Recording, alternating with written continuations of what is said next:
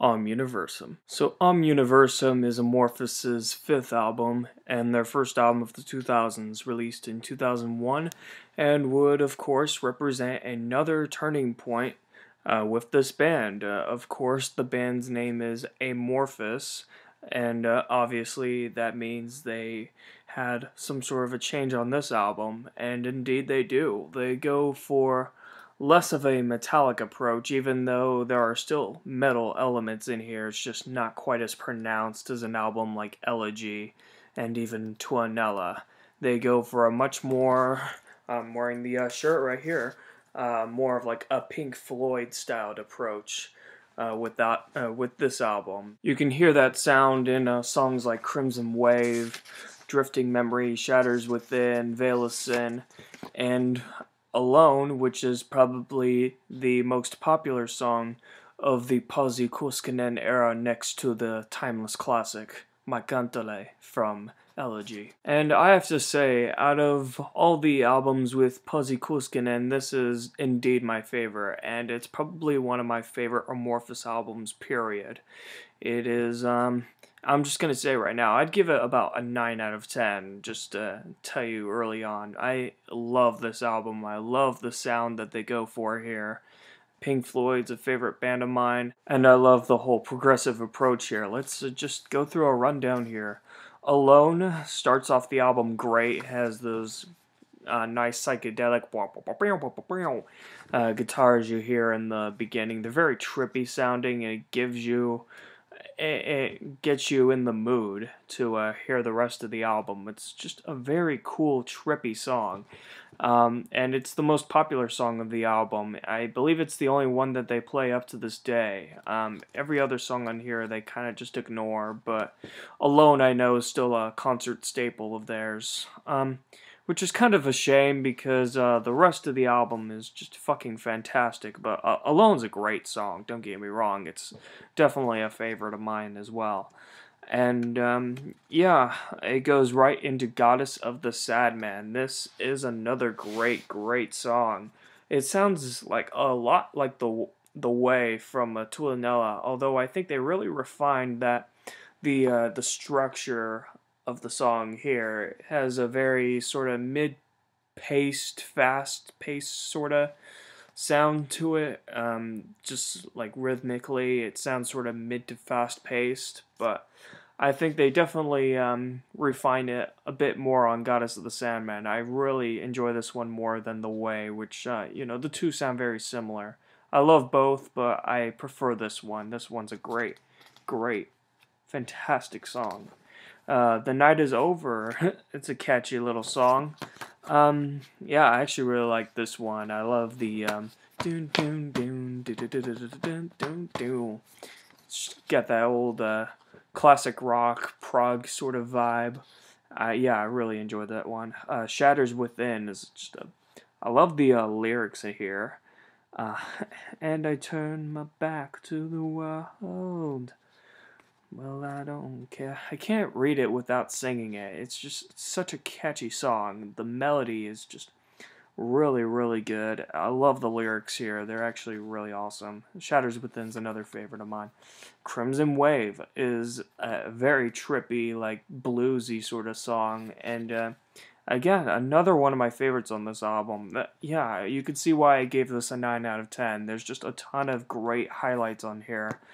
It's just another trippy song. I can imagine they would have written these lyrics while they smoked a little weed or something like that, but it works out really well. It's a great psychedelic tune. It's just fantastic. Drifting Memories. I love the saxophone in here. Oh, I forgot to mention the saxophone solo in Alone. That was a great solo. Kind of reminded me of, like, for some reason I kept thinking of like the saxophone they used in that overused in Shadows of the Sun, since it has that sort of weird trippy vibe to it. But yeah, Drifting Memories, you hear the saxophone like throughout the verses, and it sounds great. Drifting Memories may be one of my least favorite songs on the album, but I still really like it. I still think it's a really good song. Forevermore, however, on the other hand, is really my least favorite song on the album, but I don't think it's a bad one. I just don't think it stands out. I don't think it juts out quite as much as the other tracks do on here. It just sounds sort of like it's kind of strange. It just seems like a weird, proggy, gothic-y sort of ballad. It just seems like a standard number. I don't think it's bad. I still think it's good, but it doesn't stand out quite as much. So that's why I gave this like a 9 out of 10, because Forevermore is definitely like the weakest song on the album. Doesn't stand out nearly as much for me, though I still do like it. Veil of Sin is a great, great ballad. It's a very lush track, and it's got some beautiful lyrics here. I love the chorus here, and I just love the instrumentation overall. It's a great song. Captured State.